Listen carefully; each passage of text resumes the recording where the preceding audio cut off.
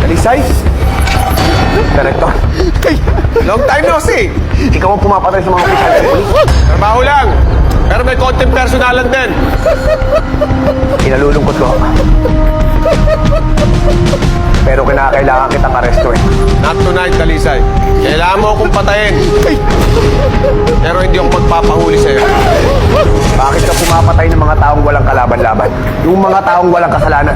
Pero nakakainaya. Dahil naging magkaibigan tayo. At ikaw ang naging inspirasyon ko sa akin. Pero bakit ginagawa mo ngayon ito?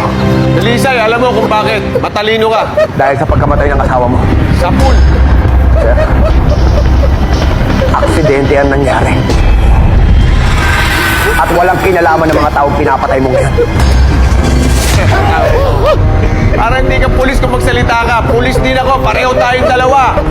Huwag tayong magkaguhan dito. Alam natin ang sistema ng pulis. Pare-pareho yan. Pero kita, paano kung ang bala mo ang tumama doon sa asawa ko? Ano ngayon? Sir, hindi na tayo nagkakaintindihan. Talagang hindi tayo nagkakaintindihan. Kailangan na kitang aresto eh. Hindi ako magpapa-aresto sa'yo. Huwag mo ako subukan. Hindi kita sinusubukan. Ano ang pinagbago mo? Wala na rin yung pilat mo sa mukha. Pinabura mo rin ba? Katulad ng pagbura mo sa pangako mo. Yan sa isip mo? Kayo na rin ang nagsabi sa akin ng sir.